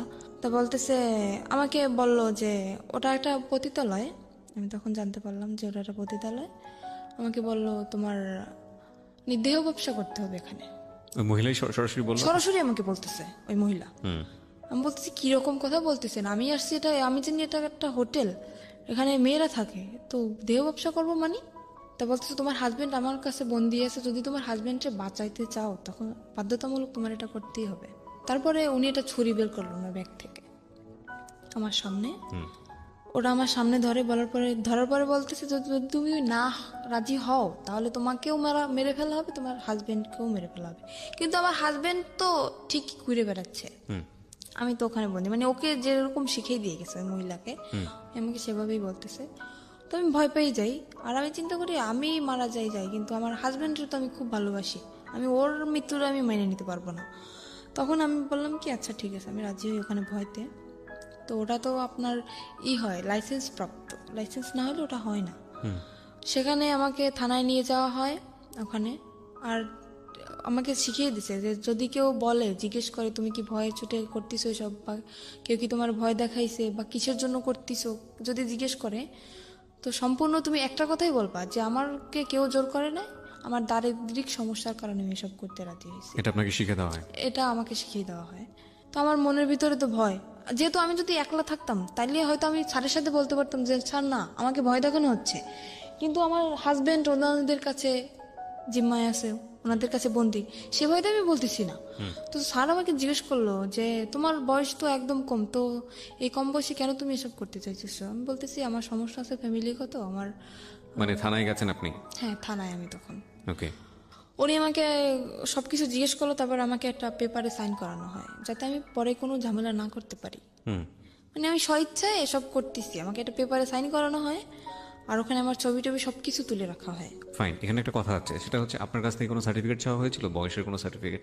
হ্যাঁ বলছিল যে তোমার বয়স কত, আমাকে শিখিয়ে দেওয়া হয়েছিল যে তুমি বলবে তোমার বয়সে বর্তমান বয়স 20 বছর। আমি বলছি 20 বছর বয়স। তো উনি সেরকম একটা সার্টিফিকেট বলছিল, সার্টিফিকেট আছে? আমি বলতেছি যে হ্যাঁ সার্টিফিকেট তো আছে, সেটা তো বাসায়। তো উনি আমাকে কাছে দেখতে চায় না, বলে না যে তোমার সার্টিফিকেট আমাকে দেখাও, সেটা আমাকে বলে না। আমি মুখে বলছি যে আমার বয়স 20 বছর, ওই পর্যন্তই এনাফ। তারপরে সেখান থেকে আমাকে নিয়ে আসা হয়, নিয়ে আসার পরে তার পরের দিন, মানে কথাটা বলতে আমার কিছু একটা সংকোচ বোধ হচ্ছে, আপনি আপনার মতো করে বলেন, কোনো সমস্যা নাই। সেখান থেকে পরের দিন সকালে ঘুম থেকে উঠি, ওঠার পরে ওয়াশরুম তো ভিতরেই, গোসল করি। গোসল করার পর একটা ছেলে আসে আমার রুমে। তখন আমাকে একটা মেয়ে বলে যায়, খবরদার ছেলের সাথে যেন কোনো রকম খারাপ আচরণ না হয়।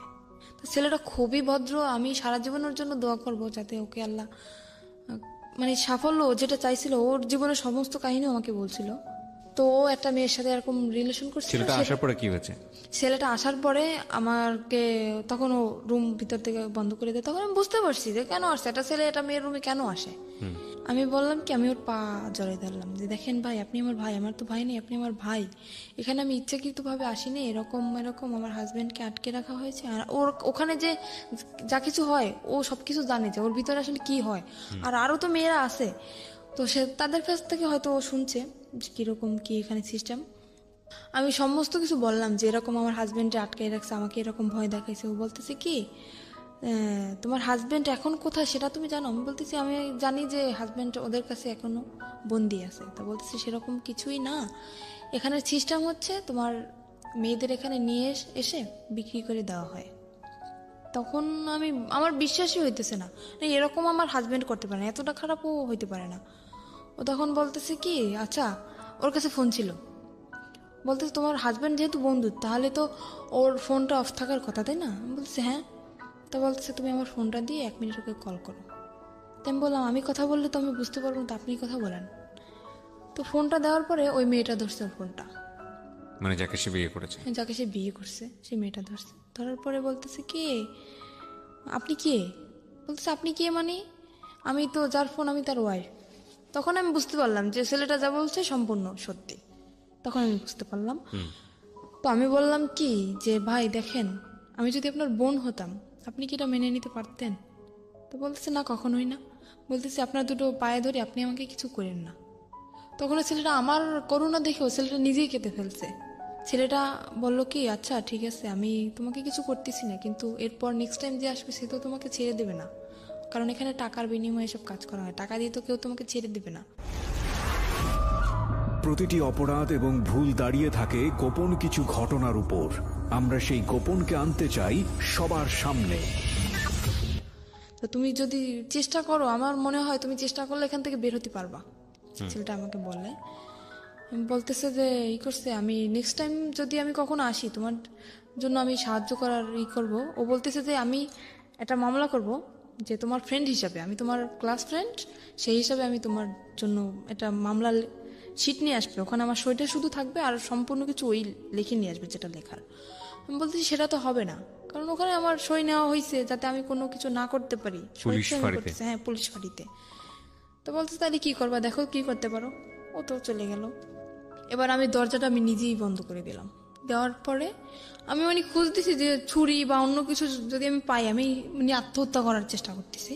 তো আমি খোঁজাখুঁজি করতেছি, খুঁজতে খুঁজতে উপরে যে সানসেটের পরে ওই যে আপনার বক্স ছিল, বক্স আনছে আমার জন্য, ওই রুমে সবকিছু নিয়ে আসছে আমার জন্য, যেহেতু ওই রুমে আমি থাকবো, সবকিছু নিয়ে আসছে। তো বক্সের যে কার্টুনটার ভিতরে আপনার ইঁদুর মরা ওষুধ। আমি পাইয়ে তো মানুষ তো কষ্ট হয়, কিন্তু আমি পাই তো মহা খুশি।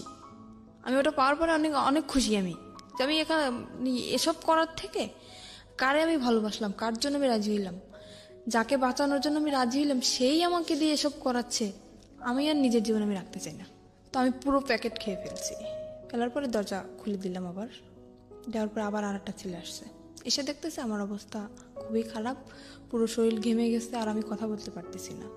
তো আমার যে ওখানে যে ওই যে মহিলাটা ওনাকে ডাক দিল, ডাক দেওয়ার পর উনি তো ভয় পেয়ে গেছে যে এখানে যেহেতু আমার থেকে সই নেওয়া হয়েছে, তখন তো ওরা বুঝে যাবে যে আমাকে ভয় দেখানো হয়েছে, আমার থেকে সই নেওয়া হয়েছে যে আমি স্বেচ্ছা সব করতেছি, তাহলে কেন আমি বিষ খেলাম, এখানে প্রশ্ন উঠবে না। তখন উনি আমাকে তাড়াতাড়ি হসপিটালে নিয়ে গেল। হসপিটালে নেওয়ার পর আমাকে ওয়াশ করানো হলো, তারপরে ওখানে হসপিটালে আমাকে ভর্তি করলো। করার পরে মোটামুটি থানায়ও খবরটা চলে গেছে, থানার স্যার আমার কাছে আসলো। এসে তখন আমি পুরো অজ্ঞান, তখন আমার জ্ঞান আসে নাই। তো স্যার তখন আমাকে কিছু জিজ্ঞেস করতে পারে না, চলে গেছে। যাওয়ার পরে 1 সপ্তাহ পরে ওই যে আমার হাজবেন্ড ও আসে, ওর কাছেও খবর চলে গেছে। ও আসে আমার তো অক্সিজেন লাগানো, তারপরে মুখে তো খাইতে পারি না, এনজি টিউবে খাই। তো আমার হাতটা ধরলো, তো সেরকম একটা কথাও বলতে পারি না। আমি ওকে দেখে কেঁদে ফেলছি আমি সব, যে কি আমি অ্যাকশন নিতেছি, কেন তুমি আসছো? আমার ডক্টর সবাই আমার সামনে, আমি ওখানে অ্যাকশন নিতেছি, তুমি কেন আসছো? তুমি এখান থেকে চলে যাও। আমি এক নজর ওকে দেখার পরে আমি চোখ বন্ধ করে ফেলছি, এতটা ঘৃণা আসছে আমার। আমি বললাম তুমি চলে যাও এখান থেকে, আমি তোমাকে দেখতে চাই না। তো সেখান থেকে ও বললো কি আমি চলে যাবো ঠিকই, কিন্তু তোমাকে সাথে নিয়ে যাবো। কোথায় নিয়ে যাবো? আবার আমাকে কোথাও বিক্রি করার ইচ্ছা আছে তোমার? কোথায় নিয়ে যাবো আবার? তো আমার হাতটা ধরলো, ধরার পরে বললো কি যে আমি আসলে বুঝতে পারিনি যে তুমি আমাকে এতটা ভালোবাসো, তাহলে আমি এটা করতাম না কখনোই। আমাকে আমার কাছে মাপ চাইলো যে আমি আর কখনো এরকম করবো না, মেয়েটাকে আমি ছেড়ে দেবো, তুমি যেটা বলবো আমি সেটাই শুনবো। অনেক করুণা করার পরে আবারও আমি ওকে বিশ্বাস করলাম, এত কিছু করার পরেও আবারও বিশ্বাস করলাম ওকে আমি। সেখান থেকে হসপিটাল থেকে আমার রিলিজ দেয় নাই তখনও, ডাক্তারে না বললে আমি সুস্থ না তখনও। নার্সরে উনি কিছু টাকা ঘুষ দেয়, দেওয়ার পরে আমার ওই যে এনজিটিউ পরানো, তারপরে আপনার অক্সিজেন লাগানো, হাতে ক্যানুলা করা, সবকিছু খুলে তারপরে সেখান থেকে নার্সরে কিছু টাকা ঘুষ দিয়ে ওখান থেকে আমাকে নিয়ে আসে ওগুলো খোলানোর জন্য। কিন্তু নার্স তো ডাক্তারের অনুমতি ছাড়া খুলতে পারবে না। উনি টাকা পাওয়ার পরে উনি খুলে দিল ওগুলো। নার্স ওগুলো খুলে দেওয়ার পরে আমি তখন হাঁটতেও পারি না ঠিক মতন, এতটাই ক্লান্ত আমি। আমাকে নিয়ে তখন সে ঢাকা, আমার একটা ফুপু আছে সেখানে আমাকে নিয়ে আসে, আমার আপন ফুপু, সেখানে আমাকে নিয়ে আসে। আর বাড়ি তো গেলে তো যদি এই সমস্ত কথা শোনে তাইলে তো মনে করেন ওরে তো মারবে, সাথে আমিও মার খাবো। যে এত কিছু তাও তারপরও কেন আমি মানিয়ে নিলাম। আমি বাড়ি গেলাম না, আমার সে ফুপুর কাছে গেলাম, যার পরে ওখানে আমি 1 মাস পর্যন্ত থাকলাম। থাকার পরে ও বললো কি দেখো আমি তো কাপড় চোপড় কিছুই নিয়ে আসি না, আমার কাপড় চোপড় তো সবকিছু বাড়িতে, তা তুমি এখানে থাকো। মানে আমাদের ওখানে চাকরি বাকরি নেওয়ার কথা, তো আমি সুস্থ হবো তারপরে চাকরি নেব। বললো আমি বাড়ি থেকে আমি কাপড়গুলো নিয়ে আসি আমার, এই বলেও বাড়ি চলে গেল। যাওয়ার পরে ও যেদিন যাবে তার পরের দিন আসার কথা, আসতেছে না। তারপরে আমি বললাম কি ব্যাপার তোমার আসার কথা, তুমি কেন আসতেছো না? সে ওখান থেকে এসে চলে গেছে, সেই শ্বশুর বাড়ি চলে গেছে, ওর যে সেই শ্বশুর বাড়ি চলে গেছে। ফোন করলে মাঝে মাঝে ওই মেয়েটা ধরে। তারপরে আমি বুঝতে পারলাম আস্তে আস্তে, অনেক কান্নাকাটি করছি, অনেক রিকোয়েস্ট করছি তুমি আমাকে নিয়ে যাও নিয়ে যাও। সেখান থেকে আমার আব্বু আম্মু যখন জানতে পারি আমি ওখানে, আমাকে নিয়ে যাওয়ার পরে ওই যে মহিলা, ওই মহিলাকে নাম্বার দিয়ে দেয়, আমার আম্মুর নাম্বার দিয়ে দেয়। কিসের জন্য জানেন? যাতে আমি আমার বাড়িতেও জায়গা না পাই, আর ওর কাছেও যাতে আমি না যেতে পারি। ও ওর বাড়িতে সম্পূর্ণ সবাইকে জানাই দিছে যে আমি এসব করি, আমি বিয়ের আগে এসব করতাম, ও জানতে পারছে সেজন্য ও আমাকে ডিভোর্স দিতে চায়। আসলে তো কিছুই না সেরকম, ও নিজে করছে এগুলা। এটা বলার পরে আমার আম্মুর কাছে ওই মহিলা ফোন করার পরে ওই ফোনটা আমার আব্বু ধরার পরে ওই সম্পূর্ণ কথা উনি বানাই যা বলার সব বলছে, যে আপনার মেয়ে এতদিন শ্বশুর বাড়ি ছিল না, আমার এখানে ছিল, এসব করতো। আর এসব কথা শোনার পরে আমার আব্বু তো সবাইকে বলে দিল। মানে এই ফোনটা কে ধরেছে? আমার আব্বু, সদাব্বু। না, আমি আসলে এই জিনিসটা একটু ক্লিয়ার হতেছি। ফোনটা কে করেছে, কাকে ফোনটা রিসিভ করেছে কে? ফোনটা করছে আমাকে যেখানে বিক্রি করে দেওয়া হয়েছিল ওখানে যে মহিলা ছিল উনি ফোন করছে, উনি ফোন নাম্বারটা নিছে আমার হাজবেন্ডের কাছ থেকে। কাকে করেছে ফোনটা? ফোনটা করছে আমার আম্মুর ফোনে, কিন্তু ফোনটা রিসিভ করছে আমার যে আব্বু। মানে তখন তো আপনার আম্মুর বিয়ে হয়েছে একটা। হ্যাঁ, তখন আর একটা তো বিয়ে ফোন হয়েছে। করে ওই ভদ্র মহিলা, মানে হোটেলের যিনি ইনচার্জ ছিলেন ওইসব কাজের, ওই ভদ্র মহিলা ফোন করে আপনার মাকে বলেছে যে আপনার, আমার মাকে না, আমার সৎ যে আব্বু, মানে ওনাকে আলটিমেটলি আপনার বলছে। মাকে ফোন করার জন্য বলেছিল, কিন্তু আপনার সৎ বাবা রিসিভ করেছে, সৎ বাবাকে বলেছে যে এই সব কাজ করেছে আপনার মেয়ে এখানে। ওকে। আর উনি যেগুলো বলছে ওগুলো তো সম্পূর্ণ মিথ্যা। মিথ্যা কথা, রাইট? তারপর মানে উনি চায় যে আমার বাড়ির থেকে যদি আমাকে তাড়িয়ে দেওয়া হয় তখন আমার বাধ্যতামূলক ওখানে যেতে যেতে হবে, হবে, কোনো উপায় থাকবে না। কোনো উপায় থাকবে না। তখন আমার আব্বু ওটা শোনার পরে, আমি ওনাকে আব্বু বলেই ডাকতাম, এটা শোনার পরে সে আমাকে মানে একদম ক্লিয়ারলি বলতেছে তুমি বাড়ি থেকে বের হয়ে যাও। ফ্যামিলির সবাইকে জানাই দিল। এবার আমি কি করব, আমার মাথায় আসমান ভেঙে বসে। এরকম একটা জিনিস আমার লাইফে ঘটলো, কোথায় আমার ফ্যামিলি আমাকে সাপোর্ট করবে, অন্য মানুষের একটা মিথ্যা কথা শুনে আমার সাথে এরকম করলো। আমি বাড়ি থেকে বের হয়ে চলে আসলাম। মাও বললো বাড়ি থেকে বের হয়ে যেতে? আম্মুর তো কিছু করার নেই, ফ্যামিলির থেকে যেহেতু সবাই এরকম বলতেছে। কিছুই বললো না মা? আম্মু তো কান্নাকাটি করতেছে, আম্মু তো আমাকে আসতে দেবে না। তখন সে আব্বু বলতেছে তুমি যদি তোমার মেয়েকে না সর আমি তোমাকে ডিভোর্স দিয়ে দেবো। তা আম্মুকে আমি বললাম আম্মু এতদিন তো দূরে ছিলাম, থাকছিল না আমাদের ছাড়া, তো এতদিন যেরকম ফোনে কথা বলছি এখনো ঠিক সেরকম তোমার সাথে আমার ফোনেই কথা হবে, আমি এখানে থাকবো না। কারণ আমি যদি এখানে থাকি এই ব্যাপারটা গোটা এলাকায় জানাজানি হয়ে যাবে, আমি এটা চাই না। বাড়ি থেকে বের হয়ে চলে আসলাম। বাড়ি থেকে বের হয়ে চলে আসে আমার যে ওই ফুপুর কাছে ছিলাম ঢাকায়, ওখানে আবার আসলাম। আসার পরে ওনার কাছে 15 দিন থাকার পরে ওখানে কোনো চাকরি বাকরি হইতেছে না, কারণ যেহেতু বাড়ি থেকে একদম বের হয়ে চলে আসছি বাড়ি তো আর যাবো না, চাকরি বাকরি কিছু তো একটা করা লাগবে। ওখানে কোনো চাকরির ম্যানেজ হইতেছে না। তারপর আমার আম্মু কথা বললো, আমার যে আন্টি এখন বর্তমানে ঢাকায় আছে ওনার সাথে আমার আম্মু কথা বললো যে দেখ, আমি আম্মুকে সবই বলছি যে আম্মু যেটা তোমরা শুনছো সেটা সম্পূর্ণ মিথ্যা, তুমি আমার কাছ থেকে শোনো। আম্মু শোনার পরে আর আম্মু আমাকে অনেক বিশ্বাস করে, আর আমি আম্মুর সাথে কখনোই মিথ্যা কথা বলি না। ওই যে ওই বিয়ে হওয়ার পরে যেটা বলছি, কিন্তু এখন আর বলি না। তাও তো বলছি হাজবেন্ডের জন্য। আম্মুকে বলার পর আম্মু বলছে আচ্ছা ঠিক আছে আমি দেখতেছি। তো আম্মু সেখান থেকে আমার আন্টির সাথে কথা বলে, আন্টির সাথে কথা বলার পরে আন্টি বললো ঠিক আছে আমার কাছে আসো। ঈদের 3 মাস আগে বলতেছে ঠিক আছে আমার কাছে আসো তুমি। আসলাম, সেখানে আসার পরে ট্রেনিং করলাম। ওই যে আপনার এখন যে নার্সিং ট্রেনিং জবটা করতেছি নার্সিংয়ে, সেখানে ট্রেনিং করলাম, করার পরে তারপরে আবার অসুস্থ হয়ে গেলাম। সেখানে অসুস্থ হওয়ার পরে প্রায় 2.5 মাস যাবৎ বসা, তারপরে কোনো চাকরি বাকরি হইতেছে না। আমার আপন ফুপুর বাসায় চলে আসলাম। সেখান থেকে আমার আম্মু কথা বলে আমার আন্টির সাথে, সেখানে 15 দিনের মতো থাকলাম। আমার আম্মু কথা বলে আমার আন্টির সাথে যে এরকম ওর সমস্যা, ওর জন্য একটা চাকরি দেখতো না। তো আন্টি বললো ঠিক আছে ওকে আমার কাছে পাঠিয়ে দাও। তো আমার সে আন্টি তো থাকে নারায়ণগঞ্জে, ওই যে ফুপু তাকে আমি আন্টি বলেই ডাকি। সেখান থেকে আমি আমার আপন যে খালা তার কাছে চলে আসলাম। আসার পরে সেখানে একটা এই যে এখন যে চাকরিটা করতেছি সেখানে ট্রেনিং করি। ট্রেনিং করার পরে আমি হঠাৎ অসুস্থ হয়ে যাই। অসুস্থ হওয়ার পরে 2.5 মাস বসার পরে আমি ওকে একদিন কল দিই আমার আন্টির ফোন দিয়ে। ওকে, মানে আপনার হাজবেন্ড? আমার হাজবেন্ডকে কল দেই। কল দেওয়ার পরে ও শুনলো যে আমি ঢাকায় আছি। তারপর আমি আবারও কেঁদে ফেলছি, ওর সাথে ফোনে কেঁদে ফেলছি। তো তখন আমাকে বলতেছে কি ওই মেয়েটা এখন নেই, তুমি কি এখন আসবা? আমাকে আবারও যেতে বলতেছে যে তুমি কি আমার সাথে সিনেমা করতেছো? বলতেছে কেন? তুমি দীর্ঘ 6টা মাস যাবো তুমি আমার সাথে কোনো যোগাযোগ রাখো নাই। ওই যে চলে গেছো তারপরে কত কান্নাকাটি আমি করছি, তুমি আমাকে তো নিয়ে যাওই নাই, আর তুমি নিজেও আসো নাই। এখন আমাকে যেতে বলতেছো, তুমি কি আমার আবার জীবনটা নষ্ট করতে চাও? তারপরে মাঝে হয়েছে কি আমি একটা দেখাই, কবিরাজ দেখাই, উনি আমাকে একটা মান্দুলি দেওয়ার পরে সেখান থেকে আমি একটু ওকে কিছুটা বলতে পারছি। এখন আমি বললাম কি আমি তোমাকে ভুলে যেতে চাই, আমি চাই না যে যে জিনিসটা আমার জীবন থেকে চলে গেছে, যে অতীতটা চলে গেছে, সে অতীতটা আবার আমার জীবনে ফিরে আসুক, আমি চাই না। তোমার যদি মনে চায় আমার সাথে, যদি বোঝো যে না শারমিন সত্যি আমাকে ভালোবাসতো, যদি আমার সাথে কথা বলতে মন চায়, মাঝে মাঝে তুমি শুধু আমার সাথে একটু কথা বলো, আমার একটাই রিকোয়েস্ট, আমি তোমার কাছে আর যাইতে চাই না। তো এখনো মাঝে মাঝে ও আমাকে কল করে বলে যে তুমি আসো। তো তারপরে সেখান থেকে কথা হওয়ার পরে আরেকদিন আমি আবার ওকে কল করছি। কল করার পরে ওর যে বউ ধরছে, সেখান থেকে কত মিথ্যে কথা ও বলতেছে আমার সাথে এখনো পর্যন্ত। আবার ওর বউ ধরার পরে আমার সাথে কথা বলে। মোটামুটি মেয়েটা খুব ভদ্র, আমাকে আপু বলে ডাকে। সে আমাকে বললো যে আপু আপনি যদি আসতে চান আপনি আসতে পারেন, আপনার সম্পূর্ণ কাহিনী আমি শুনছি বাড়িতে আসার পরে, আপনি যদি এখন আসতে চান তা আসতে পারেন।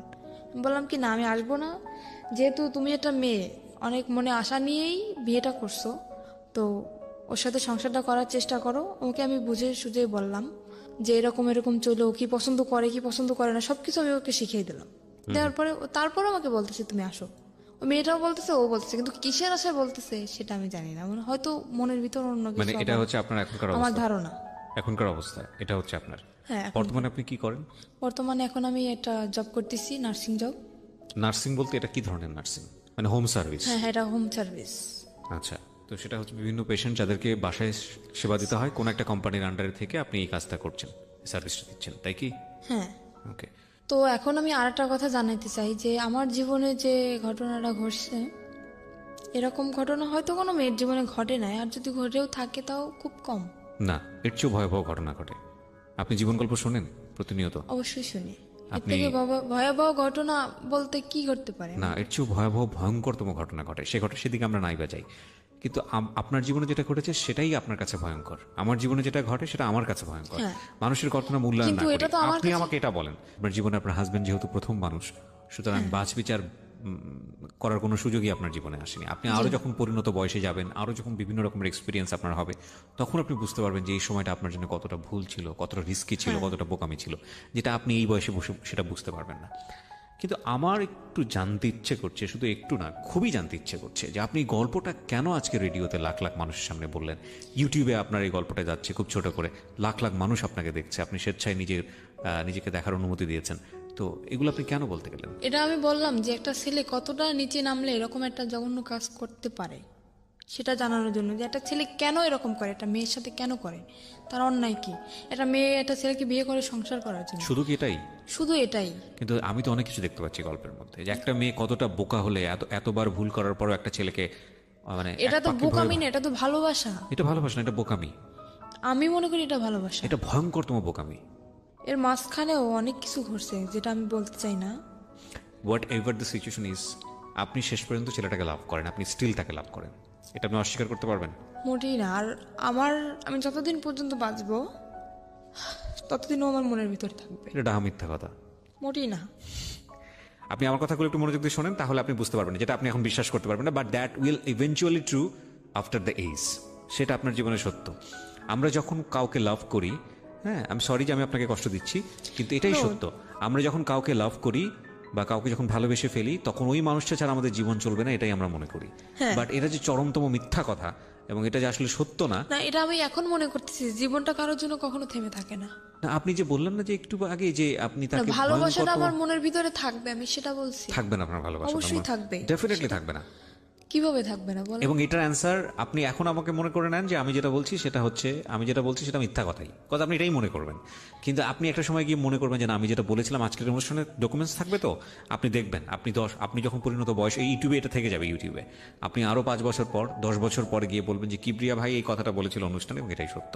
আপনাকে আমি আরো 10 বছর পর ইনভাইট করবো এই অনুষ্ঠানে, আমি যদি করি, আমি আপনাকে ইনভাইট করবো, এবং আমার যে কথাটা ছিল যে এটা থাকবে না, শুধু ঘেন্নাটুকু থাকবে, ভালোবাসা থাকবে না, এবং এই ফিলটাই থাকবে আজ থেকে 5 বছর পর 10 বছর পরে। আমি যেটা বলতে চাচ্ছি যে আপনার ওই পরিণত বয়সটা নাই, ম্যাচুরিটিটা নাই। নইলে একটা মানুষ আপনাকে মৃত্যুর মুখে ঠেলে দিয়েছে।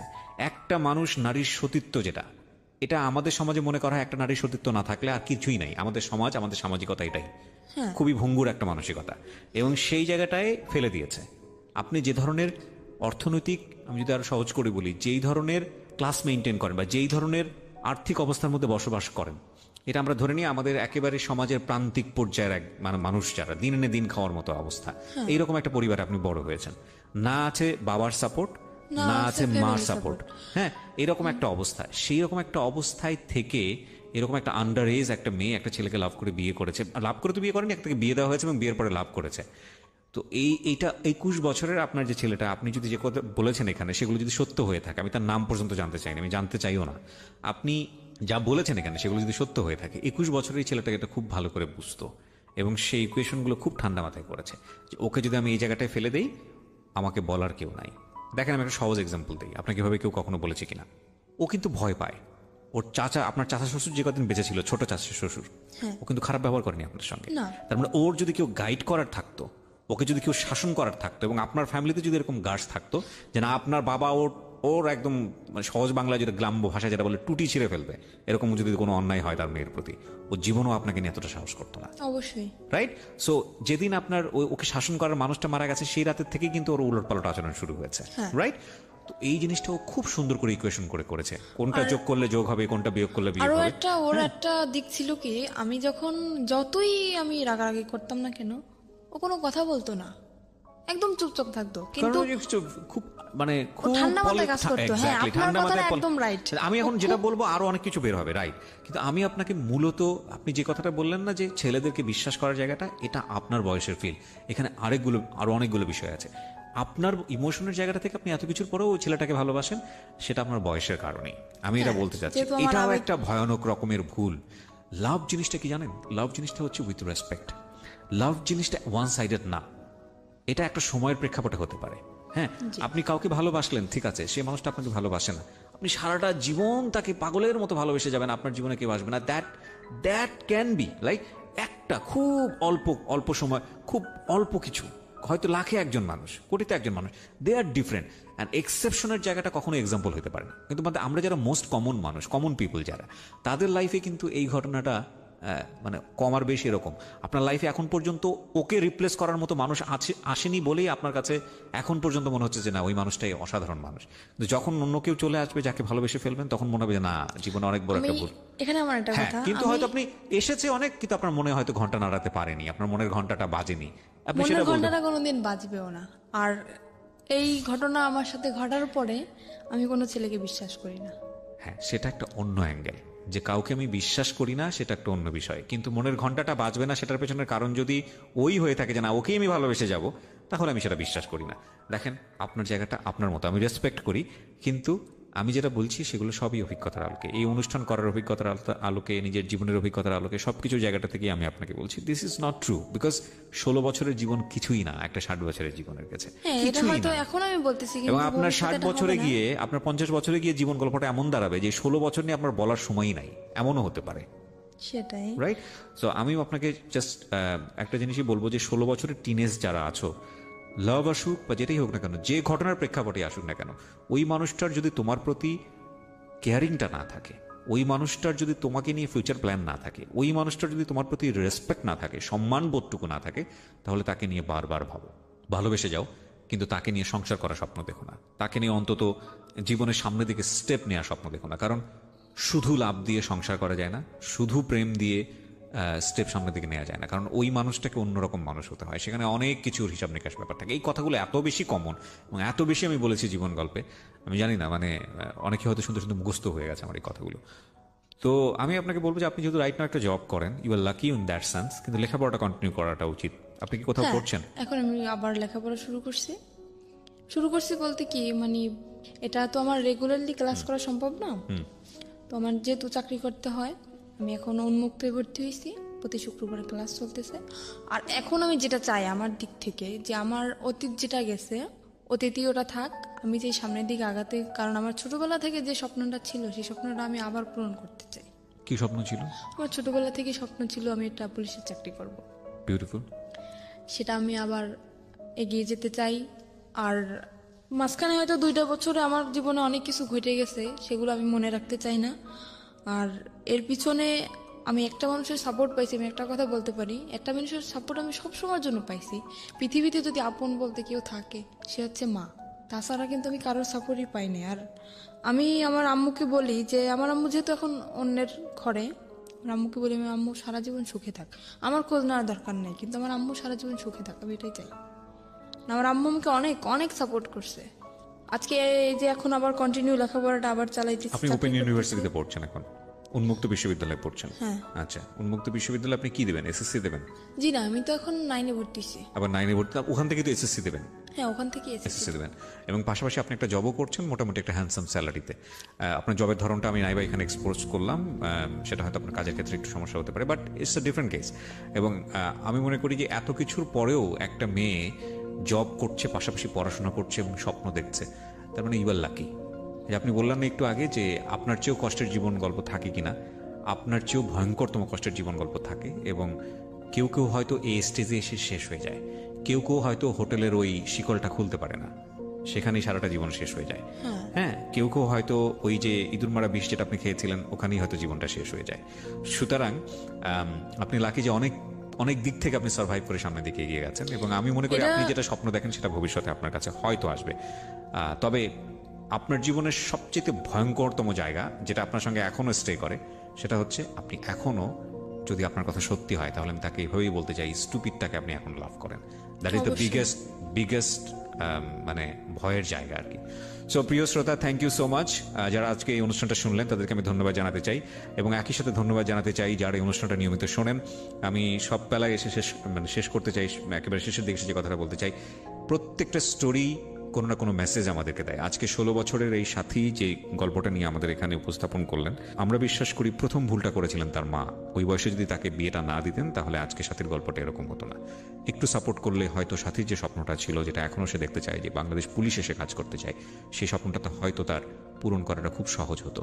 তবুও যে কথাটা বলেই শেষ করব, সেটা হলো স্বপ্নবিহীন মানুষ থাকতে পারে না, প্রত্যেকটা মানুষ বাস করে তার স্বপ্ন নিয়ে। তো সেই জায়গাটি থেকে সাথী যেহেতু স্বপ্ন দেখে, সুতরাং সাথীর ভবিষ্যৎ সুন্দর হোক, সেই শুভকামনা দিয়ে শেষ করছি। থ্যাংক ইউ সো মাচ আমাদের সঙ্গে থাকার জন্য।